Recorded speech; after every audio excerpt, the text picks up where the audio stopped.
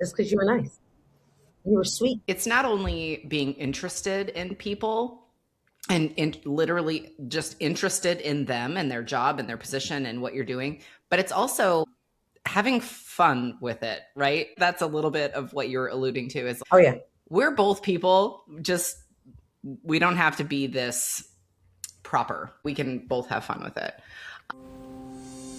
Welcome to Lead Like a Girl, where we are empowering everyday women through our stories. I am your host, Jessica Smith, and I began this journey by sharing my life story. Now, I've joined forces with my longtime friends, Jamie and Coralyn, to keep this party going.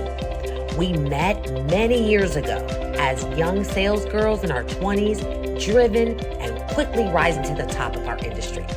As the years went on, life happened, and we all found ourselves in new companies and completely different industries, still striving for success in it all. Career, family, faith, fun. Now, it wasn't easy, but we never stopped moving. Get ready for our real conversations, inspiring stories, and our big life lessons as we share it all. The good, the bad, and the funny. Welcome to Lead Like a Girl. Hello. Welcome to another episode of Lead Like a Girl. I'm Jamie, and I'm hosting tonight with my two besties, Coralyn and Jessica. Hi, guys. Hello. We're back to the schedule. We had to be creative with our schedules there for a minute. So we're back to our normal Monday evening recording, which I'm glad. Now I'm in the hotel room. And now Jessica's in the hotel room, not me. So thanks everybody, first of all, for listening to us. This is such a fun journey. It's evolving in all sorts of ways. And it's so fun to hear when we have comments and suggestions and questions and stuff like that. And it's so fun when we have guests. So I just want to say, I'm going to speak for all of us and say we appreciate all the people who listen to us. Of course, on the social media, you can get right to our recording on Spotify, all the places that you would normally listen to podcasts. And then I feel like I have to plug this every time we have an episode, but we have merch. There's stuff on our website that you can buy. There are hats, there are t-shirts, there are glasses. Like, it's cute stuff. So if you would like to spread the message of Lead Like a Girl, then absolutely jump on our website. Wear a trucker hat. And wear your trucker solidarity. hat. Yes. This episode, the premise behind this was on Thursday night, I was in a hotel and I went up to the rooftop cocktail hour or whatever. And it was funny because Brad so when we were recording on Thursday night, he was up there by himself, sitting by himself at a table. And I went up there and I saw like a group of people and I'm like, well, why aren't you sitting with that? Like, what are you doing by yourself? You know? And I ended up sitting down with them, and they're actually from Atlanta, Jessica. Wow. Yeah. So I made 3 new friends from Atlanta and we chatted for like, that's a sign. I know. We chatted for like 30 minutes. I ended up giving her one of the girls my phone so she could put her information in my phone.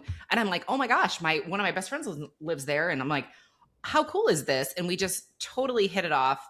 Love them. Brad did join us, in case you're wondering. But it just got me thinking about all those, I don't think this is unconventional, but those situations where you meet people or connect with people in an area or a situation where it's like, I can't believe I just made a new best friend in the bathroom, like things like that. So the premise of today's episode really is like that. I wanted to label it the 2026 version of How to Win Friends and Influence People. Do you guys remember that book? It's from like the 30s. Half the pages are like stuck together and shriveling because it was so old. Isn't it like 100 years old or something? It's from 1935 or something, 1936. 90 years old. Literally, yes. It's timeless advice, though. I love this. Totally. I reference that book probably once a month on giving people really on go to make. What do you reference the most from the book? The whole concept of how to win friends is you get a lot more done with sugar than you catch more flies with honey than vinegar. Honey than vinegar. Thank you for, but it's just like the real basic premise of the things that you should do that help people like you, create conversation, have some open-ended questions, be proactive in your relationship building. That the whole book is about those kind of things. Yeah. And we're going to talk through some of that today. But I was just thinking, as soon as I'm chatting this, it was a group of 3 people. They work for the same company, and gave her my phone number and everything. And the first thing I was saying, my husband is up here because I was recording this podcast, and immediately she grabs her phone and she's like, "What's it called?" Looks it up. And she's like, "Is it this one?" "Yes, it is." So it was just like, oh, this is so cool. Like, it was very mutual in terms of I was interested in getting to know them more, and she was interested in getting to know us more. So I thought it was worth just talking about, because I know like a lot of times when we have topics, it's just real life, right? It's if I'm going through this today, then other people are going through this today. So my question, did I send this to you? Maybe The question is not, did you send it? The question is, did we read it? And also devote time to think thoughtfully about our response. You'll be fine.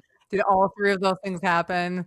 Probably No, not. never. I have a comment about you, Coralyn, specifically about how you've taught me a lesson in this subject matter. So anyway, but let me ask you guys this question.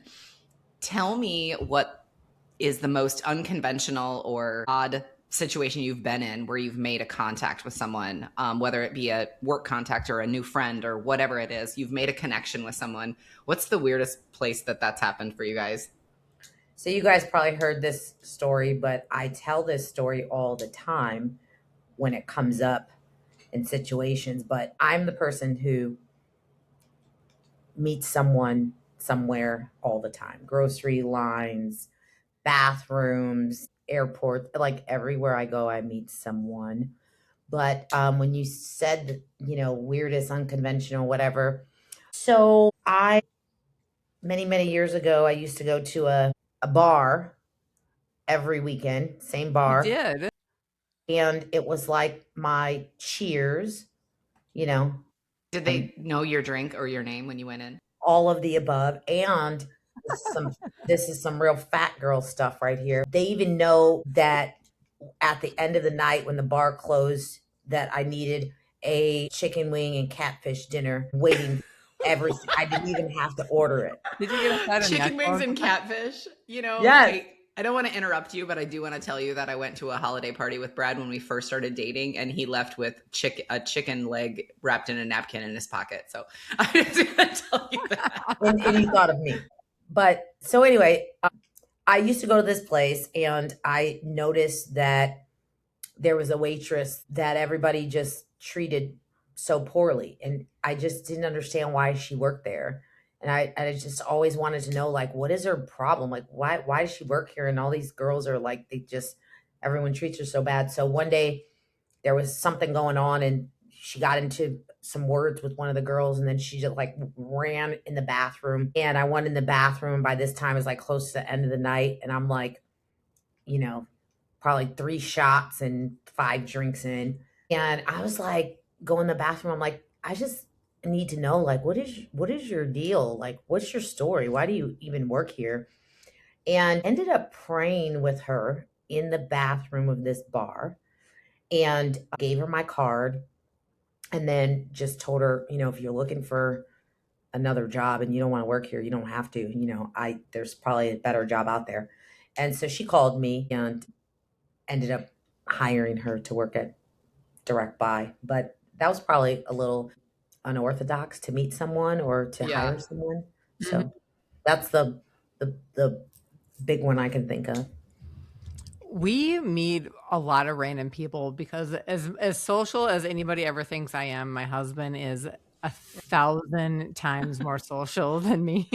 Yeah. And so us together at a place, we usually just meet super random people. And because he's so connected with just a bunch of different people, there's usually a 6 degrees of separation where they know somebody who is married to Harrison's cousin or something like that. Well, is that more that he's connected or that you guys are in a small town area?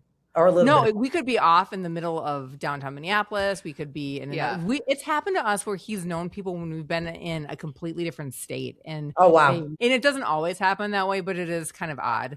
But I've experienced that, Coralyn, with you and Harrison, because Yeah, like he'll be, of course, Harrison just made friends with this band, or whatever. Of course, yeah. So And I'm it's sorry, go weird ahead. that you guys are together because usually that's not how it is. It's usually like one. But anyway, go Right. on. It's Yeah, kind of a double-edged sword because I feel, especially sometimes when we know the same story and it's relevant for the time, we are kind of fighting to see who can tell the story better. And yeah. so we, and even Jessica, when we were together, so it was me and Harrison, Jessica and Will in the hotel room waiting for your wedding, Jamie. And I kid you not. So Harrison, Jessica, and Will leave. We had been chatting the whole night. It's probably 1:30, 1:45 in the morning. And everyone's laughing. Everyone's doing whatever. And then we realized, okay, we have to like get up and go hang with Jamie in the morning. Let's go to bed. So Harrison says goodbye, walks him to the door, comes back, and he was like, "Oh my gosh!" And I said, "Aren't they awesome?" And he's like, "Yeah, but when do I get to tell my stories?" It was He was so like, poor me. when he's usually the person that dominates the conversation in a good way because he just has that so many things to say. But yeah, I would. That's so funny. That's so funny. When do I get to tell my stories? You'll have When time is my for me. when is it my turn? I think that there are so many times, as long as you're open to it, there are so many situations to connect with people. I can't tell you how many times I've just been literally sitting next to another person in the airport. You know, I think I told you guys this a few episodes ago. A girl just started talking about her significant other and his kid, and she was like, "Well, how do I connect with his kid?" And I'm like, "Are we doing this? We're having this Therapy conversation session right now in the terminal." Yeah. So one of the things I wanted to read just a couple of quotes from the book. So Dale Carnegie, How to Win Friends and Influence People. That's this book. Circa 1929. Oh my Great gosh, Depression. so old. And I should have done a little bit more research, but I think there was a course, right? At Carnegie, there's like a course that people could take. Mm-hmm. But I think so. There's a couple of quotes from the book that I want to read, and I would love to hear your opinions on these quotes too. So one of them says, "You can make more friends in 2 months by becoming interested in other people than you can in 2 years by trying to get other people interested in you." Mm-hmm. And that immediately made me think of the 15 minutes of like and trust building. Just people like to talk about themselves, right? And when you get them, and I'm in sales, so my goal is to ask questions and just, come on, I just want you talking. I want you talking the whole time because you can get so much information from other people talking. What do you guys want me to read it again? What do you guys think about that quote? You can make more friends in 2 months by becoming interested in other people than you can in 2 years by trying to get other people interested in you. Yeah. I mean, I think some of it is natural. I literally people watch and make up whole stories about people. Like seriously, like I'll go all the way down to their childhood and make up stories when they were a kid just by looking at them interact with their spouse. So I truly feel like it is a gift. Every time I meet someone and I get to hear their story and hear them talk, like I am genuinely interested. I just want to know. And there's no such thing as a boring story. Doesn't matter. It's theirs. It's their story. There's not another story like it. And so just being genuinely interested, but it reminded me of, remember how when we used to train people at Direct Buy and they would start their greeting and they would say, "How was your day today?" And then they would just keep going. And it's like, why don't you stop? Because you really don't care how their day is. You're just saying it because it's part of the script. You got to really care about how was their day. And when you ask, anything exciting happen, want to actually know, stop, listen. And so it just reminded me of that. But yeah, I think it's so true. I love that. And, you know, I should mention, like, when my girls were little and they would come home from school, I would always ask them, "Did you like your lunch? Did anything exciting happen today? Mm-hmm. And then what did you do at recess?" You know, but I think we all kind of learned a little bit from that experience of asking those questions. That's the mom science there because lunch is easy. Did anything interesting happen is really what you want to know. And then you close with another easy question, how was recess? Because that's what did they you at want to talk recess? about anyways. Yeah. But I think you're correct in saying like you have to genuinely be interested in what the answer is, right? Right. Did anything exciting happen today? Like I want to know the answer to that question. So, And we all know that without it, I mean, most of the people that you come across in normal conversation, they're not going to lead with the most interesting fact, but it's there. Everybody has a hot button of something that they're super excited about, something that they are either a true expert or like an undercover expert in something. And our job kind of to get to that and get people to get excited, because I want to know what you know about engineering. I want to know what you know about gardening. I want to know who you're like, why do you like this band and all those different things, but they're not going to lead with that. And you have to figure out a way to ask those questions in a way that doesn't sound drill out person, right? yeah. Like I'm not interviewing you, right? Like this isn't an interview. Like I just want to know how you feel. Yeah. So starting with like a simple question, kind of getting to the point of what you're, the information you want, and then that's good. So Coralyn, any oddball situations you've been in where you've made a connection? Well, is there 1,000 of them? I'm sorry, pick one. Probably. The one that really comes to mind is when we were on vacation, we were riding the airport bus to our hotel, and we happened to be standing next to this couple, and they were just same thing, looked like they're going on vacation. They were police officers, and one was a retired police officer from New York City. In a very just an African American couple in their 60s, so probably 20 years older than us at the time. And we just started chit chatting, like wasting time while we're waiting for our van. Happens to be going to the same hotel. We get to the hotel, we check in, we're standing next to each other, still chit chatting. We go up to our rooms. We come back. We're going to grab something quick. They're sitting down having dinner or having a snack. They're like, flag us over. Why don't you just come and sit? And we were there at this resort for a week, and we probably ran into this couple 15 times. And every single time it was just, we picked up like we were best friends.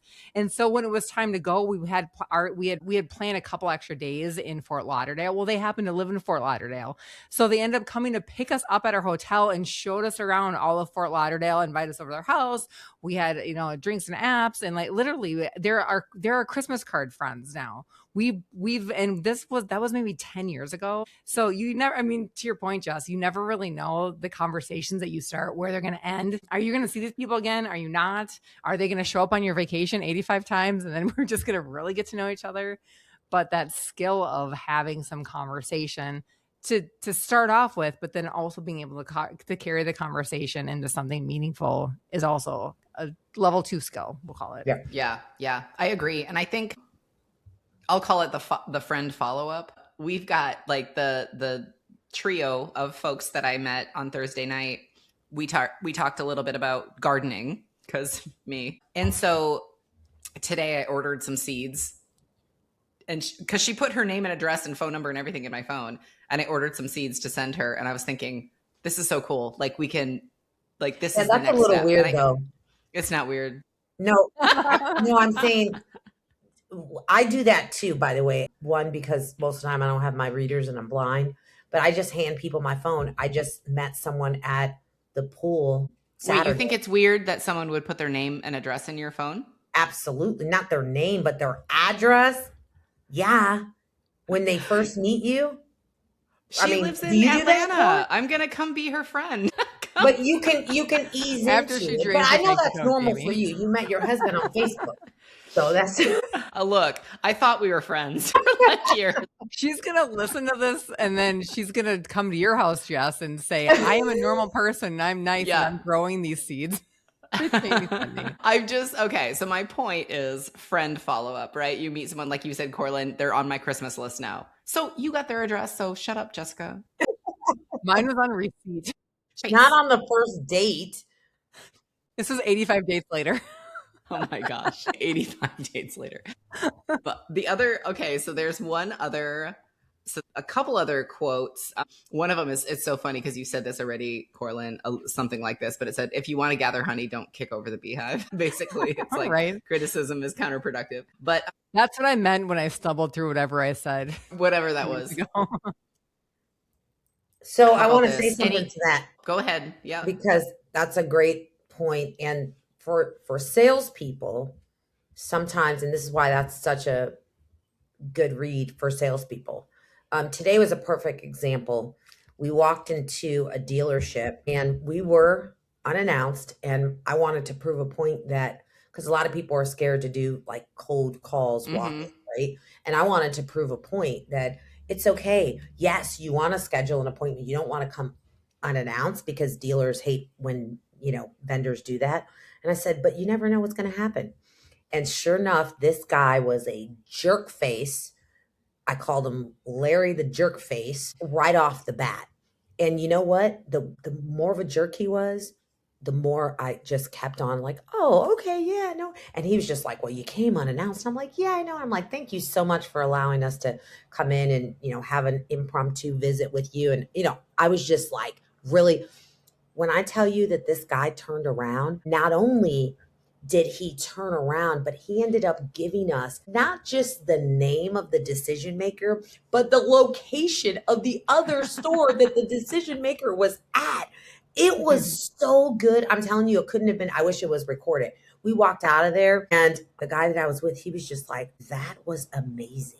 And I'm like, yeah, that's why when people want to be jerks, you just don't be moved. Just let him be a jerk and kill him with kindness. Don't you Just low key take that on as a challenge? Like, Oh okay, my gosh. I I'm will see that sure. crabby pants and I will raise you 5 jokes. yes, I will And raise I'm- you 5 jokes. it really did work like a charm. He even offered to introduce another decision maker, and I'm like, no, we're good. You've done enough. Thank you so much. And it really it panned out because we went then to the location. He's like, and then he's out the door. He's like, just don't say you heard it from me. And it was a win. Absolutely. That's great. My national accounts person asked me to do a little recon for him recently, and I had to finagle my way through the guard shack to get into the building. And the guy was like, wait, I said, is the superintendent here? And he's like, well, who are you looking for? And I'm like, I don't know. And I mean, I was just being honest. I'm like, I have no idea who he is. I'm just here. Do I need to climb the fence? What are we doing? Yeah. But yeah, by the end, it was, here's his phone number. Here's his name. This is how you get a hold of him. Let me hand you this piece of paper. Yeah. It's Nice. it's just, You were it's sweet. kind of, but I think it's like, it's not only being interested in people and literally just interested in them and their job and their position and what you're doing, but it's also having fun with it, right? I feel like that's a little bit of what you're alluding to is like, Oh yeah.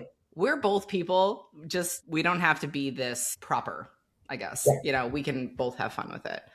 Okay, so the other quote that I wanted to mention said, any fool can criticize, complain, and condemn, and most fools do, but it takes character and self-control to be understanding and forgiving. And I think your story is exactly what that quote is talking about. It's like anybody can be defensive when it comes to meeting someone new and not getting the response that they want. However, not everybody has that skill of just going, okay, yeah, let's kill them with kindness or whatever. Next question for you guys. I was before Yeah, go. I think what it made me think of is those times when you have a unified annoyance with something and then all of a sudden you become allies. Oh my gosh, yes. Keep going. I love that.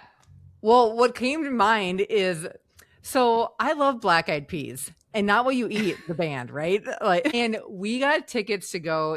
This was a while ago, but it was Black Eyed Peas, Ludacris, and LMFAO were all playing in the same concert, right? And we got general admission and we got there super early. So we were in the front row at Black Eyed Peas. But in order to do that, you have to get there early. And if you leave, then you're just going to lose your space.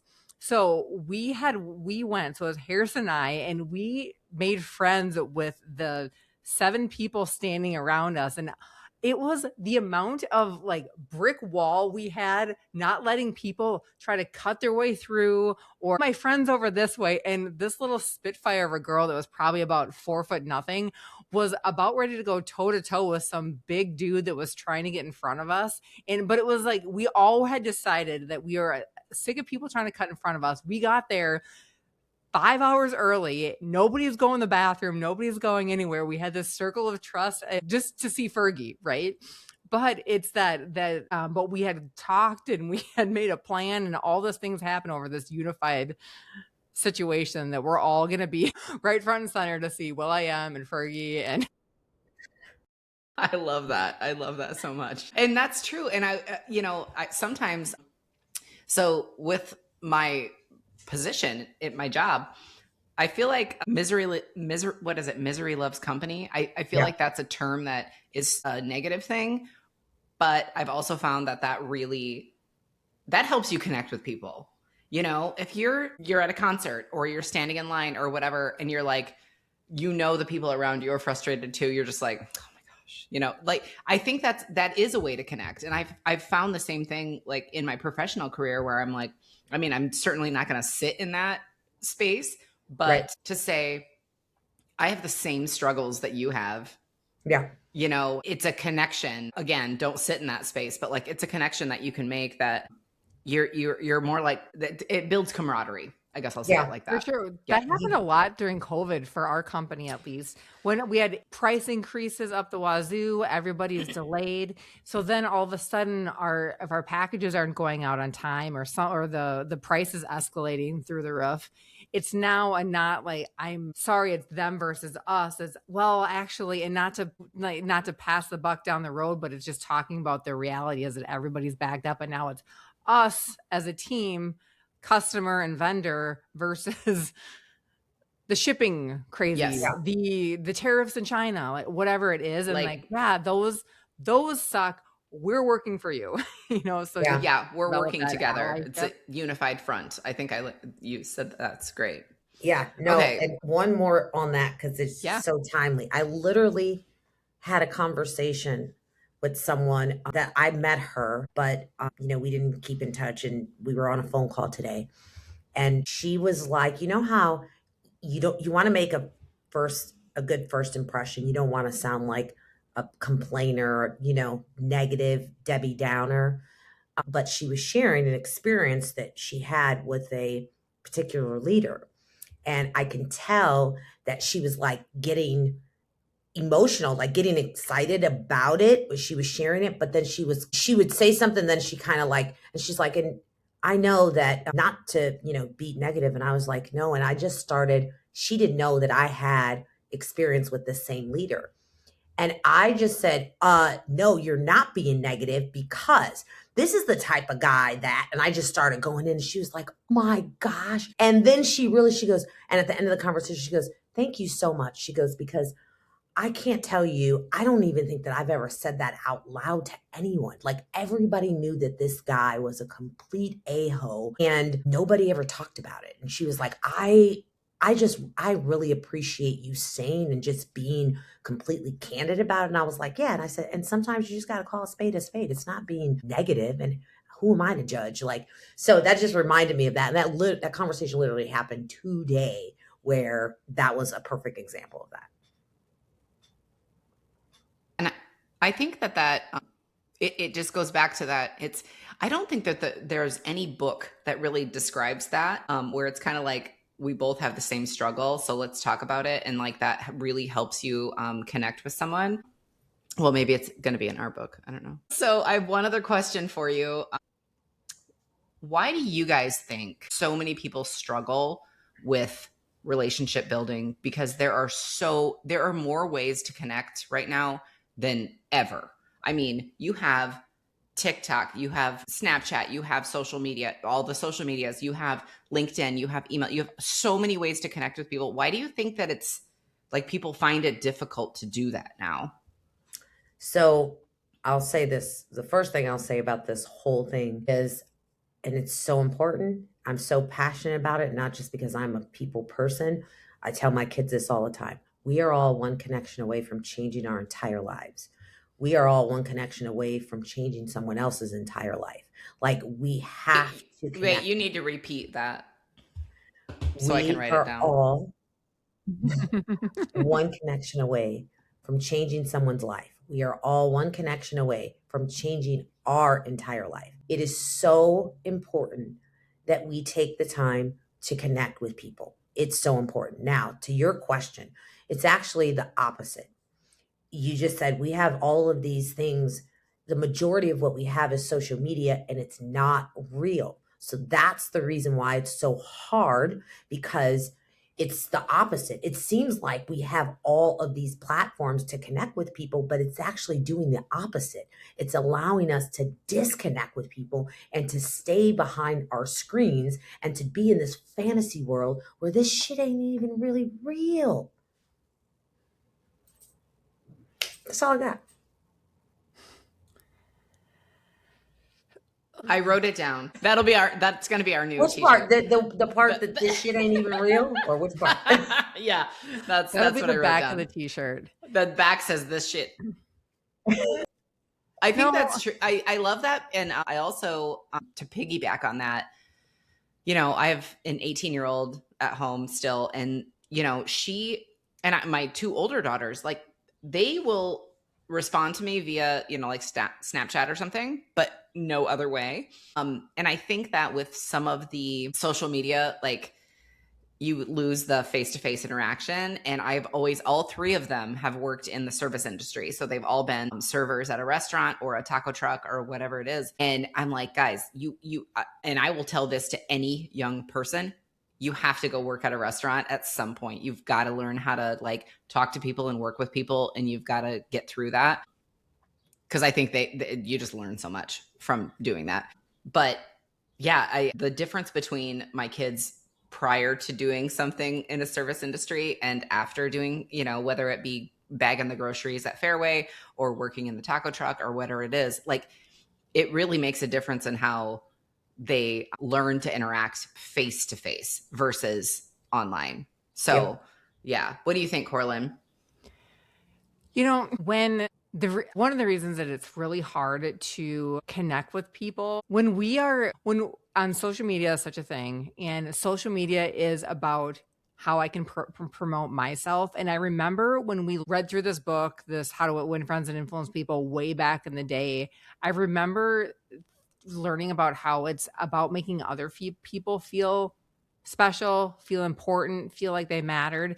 And it's kind of a conflict of interest. Like, if I'm on my social media, more times than not, the people that I look at are like, they're trying to promote themselves. They're trying to promote this. Look what I did. Look where I am. Look what I accomplished. And it's not about the other person, but there's a little bit of a tracking where people are trying to promote other people. And that's what the social media, I feel like a part of it is missing. And the other item is, I feel that there's not a lot of personal when it comes into the connection piece. Like, even just something as simple as remembering people's names. I think that you remember people's personalities, but how many times are you like scrolling or meeting somebody and they tell you their name? And sometimes I've even asked people their name twice because I didn't listen to it the first time. Yeah. And then I walk away and I think, oh my gosh, like, what was her name again? Mm-hmm. Yeah. No, that's huge. Like, skill. That's a huge thing. I think that's a skill that is worth practicing. Like, how great do you feel when someone that you don't necessarily know walks up to you and they're like, "Oh, hey, Coralyn. Hey, Jessica." It makes you feel so special. 100% of the time, special. If somebody remembers my name and gets Coralyn correct on the first time, and then also even better yet, if they met me and then they meet me a month later and they are like, "Oh, hey Coralyn, how's it going?" Mm-hmm. What? Yeah.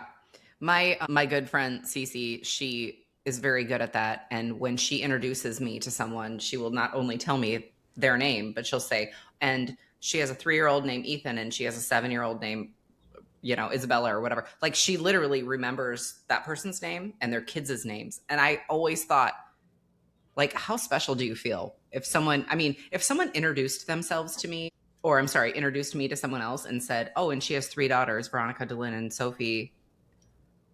Like, no one does that. Yeah. That is such it's a skill we have to work on. Well, probably, but this just made me think of this. So last week I was in dealerships and it's just one of those environments where, and I hate to stereotype people, but sometimes these guys just, I guess they don't want to be bothered with, I don't know, but they can be jerks. And so we're in the office with this guy that's a GM, and he brings his BDC marketing manager in, and she's like a young girl, and they sit down, and he's kind of stone faced, and it's not a good vibe. Well, I do this weird thing. I don't know why I look at people and they remind me of people all the time. And then I choose to tell them, has anybody ever said you look like someone? It just happened. And she says to me, and I felt like I needed an icebreaker because it was just tense in the room. But this is the first thing that came to me. And I was like, Lord, this room. I'm going to have to say something. And I guess the Holy Spirit was like, well, do what you always do. Look at her. Who does she look like? So I tell her, and she's like, and she says some name. I was like, I don't know who that person is, but you look like Michael Jackson's daughter. And her face was like, apparently she didn't know who Michael Jackson's daughter was. She just knew who Michael Jackson was. So she's looking at me like, what the hell? Because that face was obvious. But the guy, the GM, he's like, my God, totally Paris Jackson. And I'm like, wow. I'm like, you're a fan? And he was just like, I mean, I don't know that I'm a fan. He goes, but that is amazing. He goes, I look at this girl every day. I never put that together. He's like, she totally looks like her. And now she's like, well, I got to look her up. I know, exactly. I was like, can you Google Paris Because Jackson? at first she thought, I look like a black person. I'm a blonde. And so she looks her up and she goes, wow, she's cute. And I'm like, I mean, you literally look, and I wasn't trying to flatter her. She really looked like her. And it was the whole time from that moment on, the meeting went so well. They were laughing. He kept calling her Paris. At the end, she's like, let me go get my card. She's like, I think I should have new cards made. He's like, I'll have those done for you, Paris. Oh my gosh. It was You just. gotta be careful with that, though. I did that one time to one of Harrison's buddies. Oh, no. And this is when. But does it happen to you too all the time? Sometimes people will say something. But when I was talking to Harrison's buddy, it was like right when like Drew Barrymore and what's his name, Tom Green were dating, and we were out, and his buddy was the bartender, and he comes over, and I'd never met this dude before, and I just kept on looking at him like, this guy looks familiar. Who is this dude? And then all of a sudden it hit me, and then I just asked him, I'm like, do people ever tell you that you look like anybody famous? And he said, no. Like, who do you think I look like? And I told him he looked like Tom Green. And he was so offended. And I don't even think Tom Green's an ugly dude, but he got Drew Barrymore, so there you go. But this guy was so mad, and he did not want to talk to me for the rest of the night. I've never gotten anyone mad, but I don't think that, like, to your point though, and if they get offended, I have had people are like, no, I don't see it. And I'm like, what are you talking about? It's a handsome dude. But that's it. It's never, gone right. Yeah, it doesn't have to be awkward, but that was just a funny. Yeah. But it worked this I time. was like, Anyway. I should not have said that because that did not go over. Because you mean it like it's supposed to be kind of like a compliment, right? You're not going to pick like you look like some ugly dude or something like that. You're right, Core. We always say Gary Busey. Like, that's what you don't look like Gary Busey. I mean, like, yeah. Oh my gosh, guys. Thank you so much for this. Just like I said before, these are real-time experiences that we're having that I'm sure our listeners are having too, where, you're in the stall next to someone and you make friends, or, you're out on whether it be a work or a like fun night or whatever, and you meet someone in an unexpected way, but it turns out being a great connection. And I think all of us have had that experience where you meet someone, you don't realize that this is a really good connection for you because you're not looking at it in that light. You're looking at it like, I am truly interested in this person's story. Mm-hmm. And I think that's the big difference between like when you're networking, for example, or just I'm genuinely interested in people, like, and it's so amazing when you make that connection and it works out.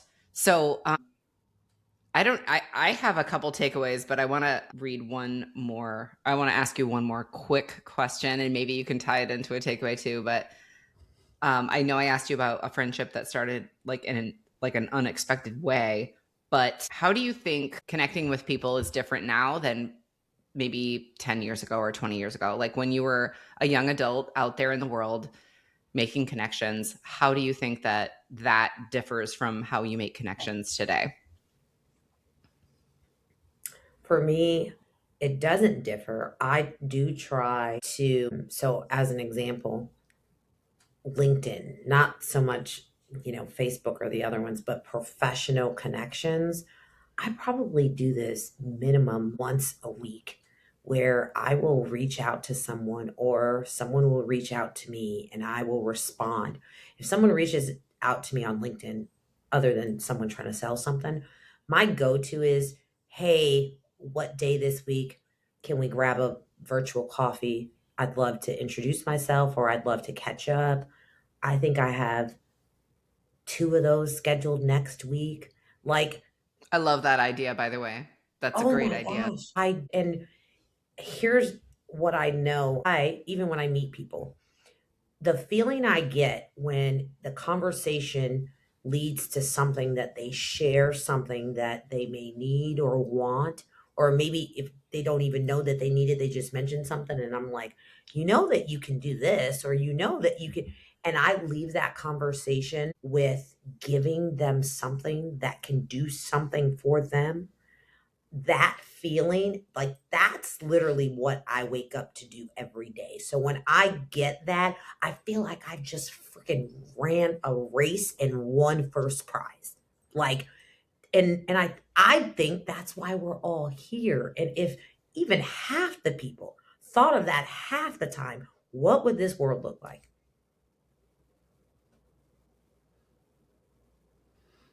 Yeah. I love that in the way that it is about like people putting forth effort, right? And I think that the so many of our younger selves could have been probably maybe more successful, and our younger like our kids and stuff can be more successful by putting forth that sort of energy, right? Yeah. How about you, Jessica, or sorry, Coralyn? Whatever your name is. The difference between me as a younger person and now, there's a level of confidence that I have, and that I feel like we've just grown as you become more connected, more educated, more experienced, grown in your wisdom, and just being more secure in who you are and yourself. And so I feel like even in my 20s, I've always been fairly outgoing and not really afraid to talk to anybody necessarily. But now that I feel like I've got something more to offer somebody also, where in the rooms when in my 20s and 30s, I would have conversations and do whatever it is that you talk about. But now coming back, like how can I, like, it's more of a partnership. Like I can, as much as I'm trying to learn and gather information from somebody else, they're also trying to learn and gather information from me. So it's a little bit more of a commonality and a partnership in the connection pieces of it. And so that, going back to the tie, is that you don't sometimes know what that connection piece is, and until somebody takes the initiative and starts asking questions and being curious about the other person more than you're curious about sharing whatever it is that you thrive in yourself, then you're going to get to that point where you can work together in partnership and spur each other on into something awesome together, not just isolated. And how can you help me, or just being able to work together. Yeah. Yeah. It brings me back, and just to kind of round everything out, like some of this topic and our conversation brings me back to, I don't know the actual quote, but like you learn by teaching, and I think that coaching helps with that as well. So like as a young person, when you are asked to train someone or coach someone, or whether it be mentor or sponsor, whatever the case is, when you're asked to be a leader in that respect, I think that adds to your confidence, but then it also gives you a little bit more leverage to be able to say, oh no, I know I can help you. I know I can teach you. And then it gives you a little more confidence to also make those connections in, in let's say I don't want to call it a weird way because that's such a weird, I hate that word, but like an unconventional way where you can be a leader in a way that is not it's not that black and white. You have to have this position. You have to do this. You can be a leader and you can make connections in ways that like you don't even realize. You could be in the bathroom stall next to someone, or you can meet them on the rooftop. I'm out of toilet paper. Can you hand me some? Yes, exactly. The start of a beautiful relationship. Exactly. So thanks guys for this. It's real-time stuff. I didn't tell this story, but I have a really great friend that I've never met who lives in California, and we followed the same food page. And we now text each other all the time in FaceTime. And so I think that there are like, you make real connections on social media. I know, it happens. Yeah. So there's so many ways to do it. And at the end of the day, like whether it be online or in person or via email or LinkedIn or whatever it is, the connection part is the important part, right? That is the part that is vital. And I think sitting at home during COVID and stuff like that made it even more evident. But Amy, I love that on topic or an off topic, but during Desert Storm, did you have a pen pal that you wrote letters to, like a soldier? Are you asking me? Yeah. No, I don't know. Oh, okay. Do you have one? I mean, we did that in school. I just thought you would be. Well, you're younger than me. Well, so you might have done. You could have been in high school. I don't know. I just know that you know how sometimes schools they will write letters to. Some do it now to like people in senior citizens' home. Well, back then it was like soldiers where people were at war, and everyone in the classroom, the teacher would have them like write letters and to inspire or encourage or motivate. And I loved writing those letters to soldiers. That's so sweet. And as you were like that subject, I mean, people at like retirement homes and stuff, how happy are you when you get mail? First of all, like if you get a letter written to you or a card, I'm sure that would be like a great way to connect as well. Yeah, that's true. But they're rare now. Yeah, people don't do that. So anyway, okay. So we're wrapping up. Thank you everyone who listens to us. Jump on our website, get some merch. We appreciate all the support. And that's a wrap for today. Oh.